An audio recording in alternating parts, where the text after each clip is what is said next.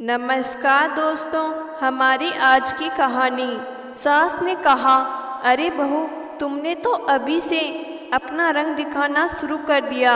काजल की शादी 2 साल पहले सुभाष से हुई थी। ससुराल में एक देवर और एक छोटी ननंद और उसके सास ससुर सभी काजल के साथ रहते थे। सुभाष का ट्रांसफ़र दूसरे शहर में हो गया।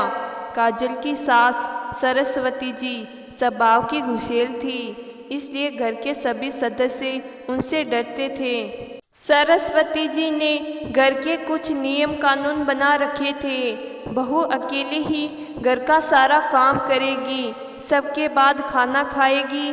जब तक घर का काम पूरा नहीं करेगी तो उसे खाने को कुछ नहीं मिलेगा।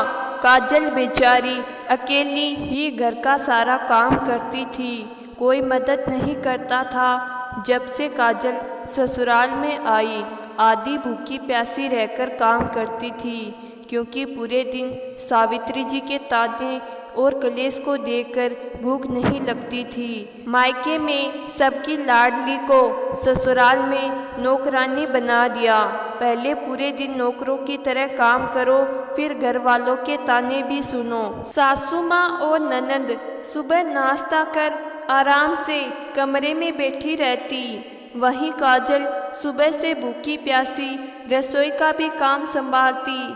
सारा काम करते करते 3 बज जाते। उसके बाद वो कुछ बचा कुचा खाकर अपना पेट भरती। यदि किसी काम में काजल की गलती हो जाती तो सासू माँ उसके संस्कारों पर उंगली उठाते हुए देरी ना करती।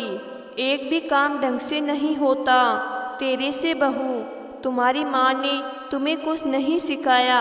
अगले दिन काजल ने पूजा के समय अपने मायके से आई हुई साड़ी पहनकर नीचे आई तो ननंद बोली, भाभी, आपके मायके से कितनी हल्की साड़ी आई है। ये सुनकर सरस्वती जी ताना कसते हुए काजल से कहती है, अरे रहने दे बेटा, इनकी औकात ही नहीं है महंगी साड़ी पहनने की। फिर भी काजल चुप रहती है। एक दिन तो हद ही हो गई।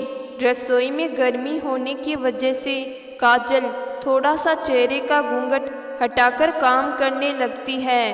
तभी सरस्वती जी रसोई घर में आ गई और बहू को बिना घूंघट देखकर चिल्लाना शुरू कर दिया, यही सीख कर आई हो मायके से अपने? तुम्हारी माँ ने कुछ नहीं सिखाया, तुमने तो अभी से अपना रंग दिखाना शुरू कर दिया है। हर बात में मायका का उलाना, माँ ने कुछ नहीं सिखाया। बार बार सुनकर अब काजल की बर्दाश्त से हर बात बाहर हो गई। बड़ी विनम्रता से काजल ने कहा, सासू माँ क्षमा कीजिए, मेरी मम्मी भाभी को जैसा रहना था वो वैसे ही रहती थी। पहले ही दिन से मम्मी उनके ऊपर कोई बंधन नहीं लगाया और भाभी से कह दिया गया, जैसे तुम अपने मायके में रहती थी वैसे ही रहो। यह मत समझना कि तुम्हारी शादी हो गई है तो तुम्हारा जीवन बदल गया है। ऐसे माहौल में परवरिश हुई है मेरी। जिस दिन से मैं आई हूँ, आप उसी दिन से मुझे इस बात का ताना दे रही हो, तुम्हारी माँ ने कुछ नहीं सिखाया। अब आप ही बताइए, जिस घर में बहू और बेटी एक समान है, उस घर की माँ से क्या सीखूं? आपको मेरी हर बात और हर काम से परेशानी हो रही है। आपके व्यवहार से ऐसे लगता है कि यह मेरा ससुराल नहीं, कोई जेल हो। आपने मुझे कभी बेटी नहीं माना, सिवाय नौकरानी के। कल को अगर आपकी बेटी के साथ अत्याचार करेंगे और कहेंगे कि तुम्हारी माँ ने तुम्हें कुछ नहीं सिखाया तो आप क्या करेंगी? अपनी बहू के मुंह से ये सब सुनकर सरस्वती जी का मुँह खुला का खुला रह गया। शायद वे भूल गई थी वह आज के ज़माने की बहू से बात कर रही है। अब ज़माना बदल गया है, नई पीढ़ी अपने हिसाब से अपने ढंग से रहना चाहती है, बिना वजह के रिवाजों और अत्याचार सहन नहीं कर सकती। बेटे और पति के सामने सरस्वती शर्मिंदगी से नज़रें झुकाए खड़ी थी। लेकिन आज काजल का मन हल्का महसूस कर रहा था और इधर पति और ससुर काजल ने अत्याचारों के खिलाफ आज आवाज़ उठाई, इसलिए वह बहुत खुश थे। सच ही कहा है, एक पुरुष का तो विवाह के बाद कुछ नहीं बदलता, बदलते हैं तो स्त्री के जीवन मायने।